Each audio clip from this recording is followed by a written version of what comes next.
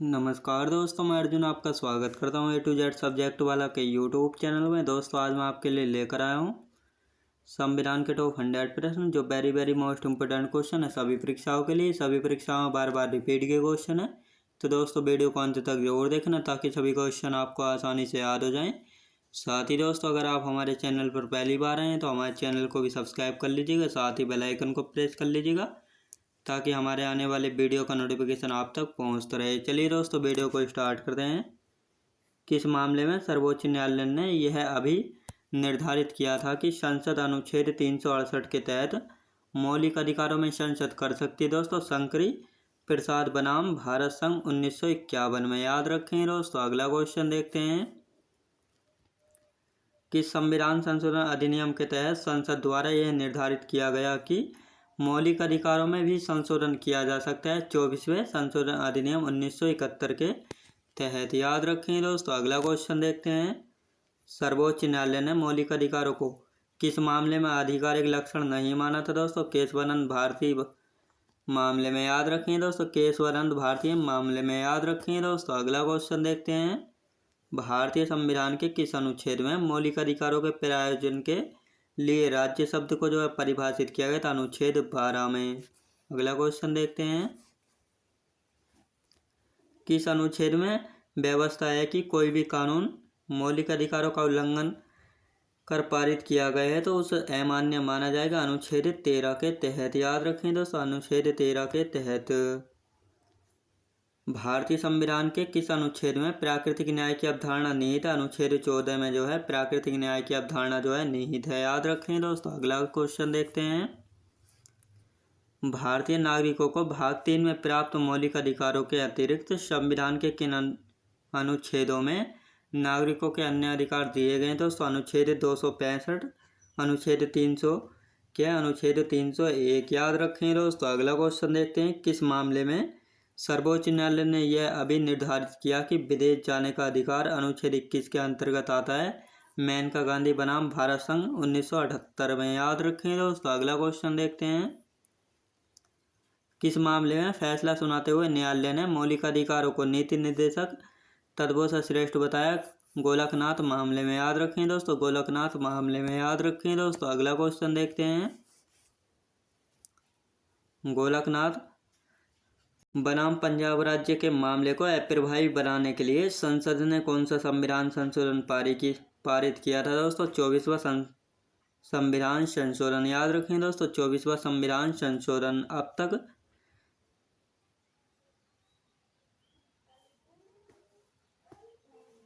अब तक सर्वोच्च न्यायालय के किस संवैधानिक पीठ में सबसे अधिक न्यायाधीश थे? दोस्तों केशवानंद भारती बनाम केरल राज्य में। याद रखें दोस्तों। केशवानंद भारती बनाम केरल राज्य में। याद रखें दोस्तों। अगला क्वेश्चन देखते हैं। मौलिक अधिकार और राज्य के नीति निर्देशक तत्वों से किसको न्यायालय द्वारा जो है परिवर्तनीय नहीं कराया जा सकता है? दोस्तों राज्य के नीति निर्देशक तत्वों को। याद रखें दोस्तों। अगला क्वेश्चन देखते हैं। संपत्ति का अधिकार जिसका प्रावधान अनुच्छेद 31 में किया गया था, किस संविधान संशोधन द्वारा जो है मूल अधिकारों की सूची से निकाल दिया गया? 44वें संविधान संशोधन 1978 के द्वारा। याद रखें दोस्तों। अगला क्वेश्चन देखते हैं। भारतीय नागरिकों को कौन से और कितने मौलिक अधिकार प्राप्त हैं जो विदेशियों को प्राप्त नहीं है? 4। याद रखें दोस्तों। 4। अनुच्छेद 15, अनुच्छेद 16, अनुच्छेद 19 और अनुच्छेद 29। याद रखें दोस्तों। अगला क्वेश्चन देखते हैं। कौन से मौलिक अधिकार कार्यपालिका एवं विधायिका दोनों पर प्रतिबंध लगाते हैं? अनुच्छेद 15, अनुच्छेद 17, अनुच्छेद 18, अनुच्छेद 20 और अनुच्छेद 24। याद रखें दोस्तों। अगला क्वेश्चन देखते हैं। कौन सा मौलिक अधिकार सिर्फ कार्यपालिका पर प्रतिबंध लगाता है, विधानमंडल पर नहीं लगाता? अनुच्छेद 21 जो है कार्यपालिका पर प्रतिबंध लगाता है, केवल विधानमंडल पर नहीं लगाता है। किस अनुच्छेद के तहत राज्य नागरिकों के केवल धर्म, जाति, लिंग, मूल वंश, जन्म स्थान या इनमें से किसी के आधार पर विभेद नहीं करेगा? अनुच्छेद 15 के 1 के तहत। याद रखेंगे। अनुच्छेद 14 के अंतर्गत विधि के समक्ष समता तथा विधियों के समान संरक्षण शब्दावली किस देश के संविधान से प्रेरित है? क्रम से ब्रिटिश एवं संयुक्त राज्य अमेरिका के संविधान से जो है प्रेरित है। याद रखें दोस्तों। अगला क्वेश्चन देखते हैं। किस संविधान संशोधन द्वारा अनुच्छेद 15 के 4 को जो है संविधान में जोड़ा गया था दोस्तों? प्रथम संविधान संशोधन अधिनियम 1951 के द्वारा जो है अनुच्छेद 15 के 4 में जो है जोड़ा गया था। याद रखें दोस्तों। अगला क्वेश्चन देखते हैं, कौन सा मौलिक अधिकार केवल भारतीय नागरिकों को उपलब्ध है? धर्म, जाति, वर्ण, लिंग और जन्म स्थान के आधार पर भेदभाव से सुरक्षा जो है केवल भारतीय नागरिकों को उपलब्ध है मौलिक अधिकार। याद रखें दोस्तों। अगला क्वेश्चन देखते हैं, पूर्वोत्तर परिषद में सभी 8 पूर्वोत्तर राज्यों के राज्यपाल और मुख्यमंत्री सदस्य होते हैं। इसका अध्यक्ष कौन होता है? केंद्रीय गृह मंत्री होता है इसका अध्यक्ष। याद रखें दोस्तों। अगला क्वेश्चन देखते हैं, पूर्वोत्तर परिषद पूर्वोत्तर क्षेत्र विक्षोभ मंत्रालय भारत सरकार के अंतर्गत आती है। इसका मुख्यालय कहाँ पर है? शिलोंग में। याद रखें दोस्तों, शिलोंग में। भारतीय संविधान में नागरिकता संबंधी अधिकार जो है किस अनुच्छेद में दिए गए हैं? अनुच्छेद 5 से 11 में दिए गए हैं नागरिकता संबंधी अधिकार। याद रखें दोस्तों। अगला क्वेश्चन देखते हैं, 26 नवंबर 1949 को संविधान सभा ने संविधान को अंगीकृत करने के साथ नागरिकता से संबंधित किन अनुच्छेदों को तुरंत लागू कर दिया था? अनुच्छेद 5 से 9 में। याद रखें दोस्तों, अनुच्छेद 5 से 9। अगला क्वेश्चन देखते हैं, भारतीय संविधान में नागरिकता के प्रावधान कब लागू हुए थे? नवंबर 1949 में नागरिकता के प्रावधान जो है लागू हुए थे। भारतीय नागरिकता किसके द्वारा दी जाती है? गृह मंत्रालय, केंद्र सरकार द्वारा जो है भारतीय नागरिकता दी जाती है। विदेशों में रहने वाले व्यक्तियों को नागरिकता किस अनुच्छेद के तहत प्राप्त होती है? अनुच्छेद 8 के तहत प्राप्त होती है। याद रखें दोस्तों। अगला क्वेश्चन देखते हैं, किस अनुच्छेद के तहत संसद को नागरिकता के संबंध में कानून बनाने का अधिकार? अनुच्छेद 11 में। याद रखें दोस्तों, अनुच्छेद 11 में। संसद ने इसी अधिकार का प्रयोग करते हुए नागरिकता अधिनियम 1955 पारित किया। इस अधिनियम में अब तक कितनी बार संशोधन किया गया है? 6 बार संशोधन किया गया है। 1986, 1992, 2003, 2005, 2015 और 2019 में। याद रखें दोस्तों। अगला क्वेश्चन देखते हैं, माता की नागरिकता के आधार पर विदेश में जन्म लेने वाले व्यक्ति को नागरिकता देने का प्रावधान किस अधिनियम द्वारा किया गया है? दोस्तों, नागरिकता संशोधन अधिनियम 1992 द्वारा जो है किया गया है। याद रखें दोस्तों। अगला क्वेश्चन देखते हैं, दोहरी नागरिकता किस प्रकार की सरकार की विशेषता? संघीय सरकार की विशेषता है दोहरी नागरिकता। भारत सरकार ने प्रवासी भारतीयों को PIO कार्ड देने का प्रावधान किस वर्ष किया था? वर्ष 2003 में भारतीय सरकार ने प्रवासी भारतीयों को जो है PIO कार्ड देने का प्रावधान जो है वर्ष 2003 में किया था। याद रखें दोस्तों। अगला क्वेश्चन देखते हैं, हैदराबाद में आयोजित भारतीय प्रवासी दिवस के अवसर पर भारत सरकार ने किस वर्ष OCI कार्ड देने की घोषणा की थी? वर्ष 2006 में। याद रखें दोस्तों, वर्ष 2006 में। अगला क्वेश्चन देखते हैं, नागरिकता संशोधन अध्यादेश 2015 को लागू कर किस कार्ड को जो है समाप्त कर दिया गया है? PIO कार्ड को जो है समाप्त कर दिया गया है। राष्ट्रपति की मंजूरी प्राप्त होने के पश्चात नागरिकता अध्यादेश 2015 किस तिथि से प्रभावित हुआ था? 26 जनवरी 2015 से। याद रखें दोस्तों, 26 जनवरी 2015 से जो है प्रभावी हुआ था। कश्मीर के किस महाराजा ने पाकिस्तानी पठानों के आक्रमण के बाद अक्टूबर 1947 में भारत के साथ विलय संधि पर हस्ताक्षर किए थे? हरि सिंह ने। याद रखें दोस्तों, हरि सिंह ने। अगला क्वेश्चन देखते हैं, हैदराबाद के निजाम मीर ओस्मान अली खान ने सबसे अंत में समर्पण किया और भारत में सम्मिलित होना स्वीकार किया। यह घटना किस दिन घटी थी? 18 सितंबर 1948 को यह घटना घटी थी। कौन सी देशी रियासत सबसे बाद में 1 जून 1949 को भारत में शामिल हुई थी? भोपाल रियासत जो है सबसे बाद में 1 जून 1949 को जो है भारत में शामिल हुई थी। याद रखेंगे दोस्तों। अगला क्वेश्चन देखते हैं, भारतीय संविधान में भारत को किस प्रकार वर्णित किया गया? राज्यों के संघ के रूप में जो है भारतीय संविधान में भारत को वर्णित जो है किया गया है। याद रखेंगे दोस्तों। अगला क्वेश्चन देखते हैं, भारत में नए राज्यों के निर्माण के लिए संविधान संशोधन की जरूरत होती है? नहीं, क्योंकि संसद यह कार्य साधारण बहुमत से जो है करती है। संविधान के अनुच्छेद 1 के अनुसार भारत राज्यों का संघ होगा। राज्य तथा केंद्र शासित प्रदेशों के नाम और उनके क्षेत्रों का उल्लेख कहाँ किया गया है? संविधान की प्रथम अनुसूची में जो है किया गया है। याद रखें दोस्तों। अगला क्वेश्चन देखते हैं, भारत के अंतर्गत स्थित रियासतों को भारत में विलय करने के लिए कौन उत्तरदायी है? सरदार वल्लभ भाई पटेल उत्तरदायी थे, याद रखेंगे दोस्तों। अगला क्वेश्चन देखते हैं। संसद को यह प्राधिकार है कि वह ऐसे निर्बंधों तथा शर्तों के साथ जो उचित समझे नए राज्यों के प्रवेश की अनुमति दे सकेगी का उल्लेख है दोस्तों अनुच्छेद 1 में। याद रखें दोस्तों, अनुच्छेद 1 में। भारतीय संविधान में किसी राज्य को सम्मिलित करने का अधिकार किसे है? संसद को होता है भारतीय संविधान में सम्मिलित करने का अधिकार। याद रखें दोस्तों। अगला क्वेश्चन देखते हैं। राज्य पुनर्गठन आयोग का गठन कब किया गया था? 1953 में किया गया था राज्य पुनर्गठन आयोग का गठन। याद रखेंगे दोस्तों। अगला क्वेश्चन देखते हैं। भाषाई आधार पर राज्यों का पुनर्गठन कब किया गया था? 1956 में किया गया था भाषाई आधार पर राज्यों का पुनर्गठन। आंध्र प्रदेश राज्य का अधिनियम 1953 के तहत किस राज्य के कुछ क्षेत्रों को प्रदेश का गठन किया गया था? तमिलनाडु को। याद रखें दोस्तों, मद्रास या तमिलनाडु को। स्वतंत्र भारत में भाषा के आधार पर गठित पहला राज्य कौन सा था? आंध्र प्रदेश राज्य था स्वतंत्र भारत में भाषा के आधार पर गठित किया गया पहला राज्य। याद रखें दोस्तों। अगला क्वेश्चन देखते हैं।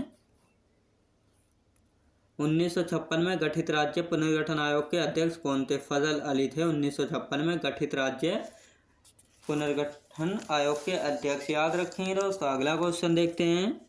7वां संशोधन अधिनियम 1956 से मैसूर राज्य अंततः स्थापित किया गया। किस अधिनियम द्वारा उसका नाम परिवर्तित करके कर्नाटक कर दिया गया था? मैसूर राज्य अधिनियम 1773 द्वारा जो है किया गया था। याद रखें दोस्तों। अगला क्वेश्चन देखते हैं। विश्व का सबसे छोटा संविधान अमेरिका का है। विश्व का सबसे बड़ा संविधान कहाँ का है दोस्तों? भारत देश का है विश्व का सबसे बड़ा संविधान, और सबसे छोटा संविधान है संयुक्त राज्य अमेरिका का। याद रखें दोस्तों। अगला क्वेश्चन देखते हैं। भारतीय संविधान लगभग कितना प्रतिशत भाग भारत शासन अधिनियम 1935 से लिया गया है? 75% लगभग। याद रखेंगे। भारतीय संविधान सबसे अधिक किस संविधान से प्रभावित है? ब्रिटिश संविधान से प्रभावित है भारतीय संविधान सबसे अधिक। भारतीय संघीय व्यवस्था को किस प्रकार की व्यवस्था में शामिल करना ज़्यादा समीचीन होगा? सहयोगी संघीय व्यवस्था में समीचीन करना ज़्यादा होगा। याद रखेंगे दोस्तों। अगला क्वेश्चन देखते हैं। भारतीय संविधान में राज्यों का संघ की संकल्पना को जो है किससे प्राप्त किया गया? ब्रिटिश उत्तरी अमेरिका अधिनियम से जो है प्राप्त किया गया है। किसने भारतीय संघ व्यवस्था को सहयोगी संघीय व्यवस्था के नाम से संबोधित किया था? याद रखें दोस्तों, ग्रैनविल ओस्टिल ने। याद रखें दोस्तों, ग्रैनविल ओस्टिल ने। अगला क्वेश्चन देखते हैं।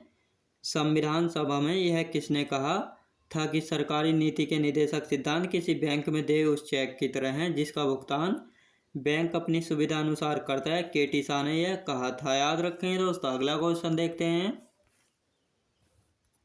जिसके अनुसार जो संविधान सभा ने निर्माण किया है वह शरीर से संघात्मक है किंतु आत्मा से एकात्मक है, पीटी चाको के अनुसार। याद रखें दोस्तों। अगला क्वेश्चन देखते हैं। किस रियासत की जनता ने नवाब से विद्रोह कर भारत में विलय की घोषणा कर दी? तो नवाब पाकिस्तान भाग गया था, जूनागढ़ रियासत का। भारतीय संविधान संसदीय प्रणाली कहाँ से ली गई? ब्रिटेन से ली गई भारतीय संविधान में संसदीय प्रणाली। याद रखें दोस्तों। अगला क्वेश्चन देखते हैं। भारतीय संविधान में मौलिक कर्तव्य कहाँ से लिए गए? पूर्व सोवियत संघ से लिए गए हैं भारतीय संविधान में मौलिक कर्तव्य। याद रखें दोस्तों। अगला क्वेश्चन देखते हैं। 22 जुलाई 1947 को तिरंगा को राष्ट्रीय ध्वज के रूप में जो है अपनाया गया। राष्ट्रगीत और राष्ट्रगान को जो है कब अपनाया गया था? 24 जनवरी 1950 को राष्ट्रगान और राष्ट्रगीत को जो है अपनाया गया था 24 जनवरी 1950 को। याद रखें दोस्तों। अगला क्वेश्चन देखते हैं। मई 1949 में किस विश्व संगठन में भारत की सदस्यता का अनुमोदन किया गया? राष्ट्रमंडल में। याद रखें दोस्तों, राष्ट्रमंडल में। ब्रिटिश भारत के अंतिम वायसराय और स्वतंत्र भारत के प्रथम गवर्नर जनरल कौन थे? लॉर्ड माउंटबेटन थे प्रथम गवर्नर जनरल। याद रखें दोस्तों। अगला क्वेश्चन देखते हैं। एकमात्र भारतीय और स्वतंत्र भारत के अंतिम गवर्नर जनरल कौन थे? चक्रवर्ती राजगोपालाचारी थे एकमात्र भारतीय और स्वतंत्र भारत के प्रथम गवर्नर जनरल। याद रखें दोस्तों। अगला क्वेश्चन देखते हैं। प्रांतों का प्रतिनिधित्व मुख्यतः 3 समुदायों की जनसंख्या के आधार पर विभाजित किया गया था। ये समुदाय कौन से थे? मुस्लिम, सिख एवं साधारण। याद रखें दोस्तों। अगला क्वेश्चन देखते हैं। संविधान सभा के सदस्यों का चुनाव अप्रत्यक्ष रूप से प्रांतीय व्यवस्थापिका द्वारा हुआ था दोस्तों। इसमें किन दो प्रमुख हस्तियों ने भाग नहीं लिया था, महात्मा गांधी और जिन्ना ने जो है इसमें भाग नहीं लिया था, याद रखिए दोस्तों। अगला क्वेश्चन देखते हैं,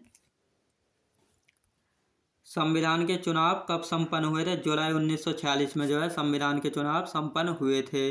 एक प्रतिनिधि लगभग कितनी जनसंख्या पर चुना जाता है? 10 लाख की जनसंख्या पर चुना गया था दोस्तों एक प्रतिनिधि। प्रारंभ में मुस्लिम लीग ने संविधान सभा का बहिष्कार किया था, परंतु बाद में वह इसमें कब सम्मिलित हुआ था? अक्टूबर 1940 में बाद में इसमें सम्मिलित हुए थे, याद रखें दोस्तों। अगला क्वेश्चन देखते हैं, भारतीय संविधान के निर्माण हेतु संविधान सभा का चुनाव जुलाई 1946 में किया गया। इसकी प्रथम बैठक किस तिथि को हुई थी? 9 दिसंबर 1946 को हुई थी संविधान सभा की प्रथम बैठक, याद रखेंगे दोस्तों। अगला क्वेश्चन देखते हैं, भारत के किन रियासतों ने अधिमिलन पत्र पर हस्ताक्षर करने से इनकार कर दिया था? कश्मीर, हैदराबाद और जूनागढ़ रियासतों ने, याद रखें दोस्तों। अगला क्वेश्चन देखते हैं, संविधान सभा के प्रथम बैठक की अध्यक्षता किसने की थी? डॉक्टर सच्चिदानंद सिन्हा ने की थी संविधान सभा की प्रथम बैठक की अध्यक्षता, याद रखेंगे दोस्तों। अगला क्वेश्चन देखते हैं, 11 दिसंबर 1946 में किसे संविधान सभा का स्थायी अध्यक्ष बनाया गया था? डॉक्टर राजेंद्र को 11 दिसंबर 1946 में जो है संविधान सभा का स्थायी अध्यक्ष जो है बनाया गया था। 11 दिसंबर 1946 को ही संविधान सभा द्वारा उपाध्यक्ष एवं संवैधानिक सलाहकार पद पर किसको चुना गया था? क्रम से H.C. मुखर्जी एवं सर बी.एन. लाभ को, याद रखें दोस्तों, सर बी.एन. लाभ को। अगला क्वेश्चन देखते हैं, बी.एन. लाभ एवं कृष्णा स्वामी अय्यर जवाहरलाल नेहरू के सलाहकार थे। बी.पी. मेनन एवं के.एम. मुंशी किसके सलाहकार थे? सरदार पटेल के सलाहकार थे, याद रखेंगे दोस्तों। अगला क्वेश्चन देखते हैं,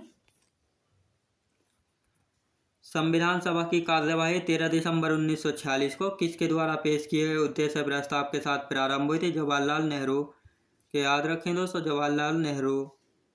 पंडित जवाहरलाल नेहरू द्वारा उद्देश्य प्रस्ताव को भारतीय संविधान में किस रूप में जगह दी गई थी? प्रस्तावना के रूप में जो है जगह दी गई थी, याद रखें दोस्तों। अगला क्वेश्चन देखते हैं, 13 दिसंबर से 19 दिसंबर 1946 तक संविधान सभा ने उद्देश्य प्रस्ताव पर विचार विमर्श किया। संविधान सभा ने कब इसे सर्वसम्मति से पास किया था? 22 जनवरी 1947 को, याद रखें दोस्तों। अगला क्वेश्चन देखते हैं,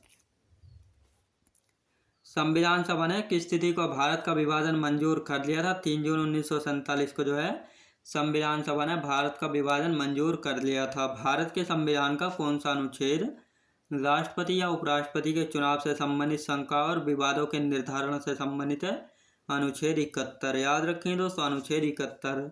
अनुच्छेद 39 से प्रावधान करता है समान न्याय तथा निःशुल्क विविध सहायता का प्रावधान करता है अनुच्छेद 39 ए, याद रखें दोस्तों। अगला क्वेश्चन देखते हैं, गांव स्तर पर पंचायत के अध्यक्ष को लोगों द्वारा किस रूप से चुना जाता है? अप्रत्यक्ष रूप से जो है चुना जाता है। मंत्रिपरिषद के साथ मुख्यमंत्री इनके मुखिया के रूप में राज्यपाल को सहायता एवं सलाह देने का संविधान के किस अनुच्छेद में प्रावधान है? अनुच्छेद 163 में, याद रखें दोस्तों, अनुच्छेद 163 में। अगला क्वेश्चन देखते हैं, विपक्षी दल के नेता को सदन में विपक्ष के नेता के रूप में मान्यता प्राप्त करने के लिए कितनी सीटों की आवश्यकता होती है? सदन की कुल सदस्य संख्या का 10वां भाग, याद रखेंगे दोस्तों। अगला क्वेश्चन देखते हैं, भारतीय संविधान की 8वीं अनुसूची में कितनी भाषाएं? दोस्तों, भारतीय संविधान की 8वीं अनुसूची में कितनी भाषाएं? 22 भाषाएं, याद रखें दोस्तों, 22 भाषाएं हैं। भारत के संविधान का अनुच्छेद 157 किससे संबंधित है? राज्यपाल के रूप में नियुक्ति के लिए योग्यता से जो है संबंधित है, याद रखें दोस्तों। अगला क्वेश्चन देखते हैं, प्रथम संविधान संशोधन अधिनियम 1951 में कौन सी अनुसूची जोड़ी गई? 9वीं अनुसूची जो है जोड़ी गई, याद रखें दोस्तों, 9वीं अनुसूची जोड़ी गई। अगला क्वेश्चन देखते हैं, भारत के संविधान में 10वीं अनुसूची को 52वें संशोधन अधिनियम के लिए एक भाग के रूप में कब जोड़ा गया? 1985 में, याद रखें दोस्तों, 1985 में। राज्यपाल एवं मंत्रिपरिषद के बीच संवाद के प्रमुख तंत्र के रूप में मुख्यमंत्री के कर्तव्य का उल्लेख जो है किस अनुच्छेद में किया गया? अनुच्छेद 167 में, याद रखें दोस्तों, अनुच्छेद 167 में किया गया है। कौन सा अधिकारी भारत सरकार को विधि संबंधों विषय पर सलाह देता है? भारत का महान्यायवादी जो है भारत सरकार को विधि संबंधी विषयों पर जो है सलाह देता है। याद रखें दोस्तों। अगला क्वेश्चन देखते हैं। पंचायतों की शक्ति, प्राधिकार तथा उत्तरदायित्व का प्रावधान किस अनुच्छेद में किया गया? अनुच्छेद 243 के 6 में किया गया है। भारत में पहली बार प्राक्कलन समिति का गठन किस वर्ष में किया गया? 1950 में किया गया था। भारत में पहली बार प्राक्कलन समिति का गठन। याद रखें दोस्तों। अगला क्वेश्चन देखते हैं। भारतीय संविधान के किस भाग में कल्याणकारी राज्य का विचार है? दोस्तों राज्य के नीति निर्देशक तत्व में जो है कल्याणकारी राज्य का विचार है। याद रखें दोस्तों। अगला क्वेश्चन देखते हैं। किसका गठन भारतीय संविधान के अनुच्छेद 280 के तहत किया गया? वित्त आयोग। याद रखें दोस्तों। वित्त आयोग किसी राज्य के राज्यपाल के सभी कार्यों को किसके नाम से किया जाना अभिव्यक्त किया जाएगा? राज्यपाल के नाम से। याद रखें दोस्तों। राज्यपाल के नाम से। किस अनुच्छेद के तहत संपत्ति के अधिकार को कानूनी अधिकार के रूप में स्थानांतरित कर दिया गया था? अनुच्छेद 301 के तहत। याद रखें दोस्तों। अगला क्वेश्चन देखते हैं। अगस्त 2022 में वेंकैया नायडू के बाद जो है किसको भारत का उपराष्ट्रपति नियुक्त किया गया था? जगदीप धनखड़ को। भारत के राष्ट्रपति का चुनाव किसके द्वारा किया जाता है? संसद के दोनों सदनों के निर्वाचित सदस्यों और राज्य विधानसभाओं के सदस्यों द्वारा जो है राष्ट्रपति का चुनाव किया जाता है। भारतीय संविधान के मूल लेख में कितने अनुच्छेद थे? 395 अनुच्छेद है भारतीय संविधान के मूल लेख में। याद रखेंगे दोस्तों। मैं उम्मीद करता हूँ आपको वीडियो क्वालिटी कंटेंट वगैरह सभी कुछ आपको पसंद आया होगा। पसंद आया हो तो लाइक शेयर और सब्सक्राइब करना बिल्कुल भी ना भूलें। साथ ही दोस्तों अगर आप हमारे चैनल पर पहली बार आएँ तो हमारे चैनल को भी सब्सक्राइब कर लीजिएगा। साथ ही बेल आइकन को प्रेस कर लीजिएगा ताकि हमारे आने वाले वीडियो का नोटिफिकेशन आप तक पहुंचता रहे। चलिए दोस्तों मिलते हैं नेक्स्ट वीडियोज़ में।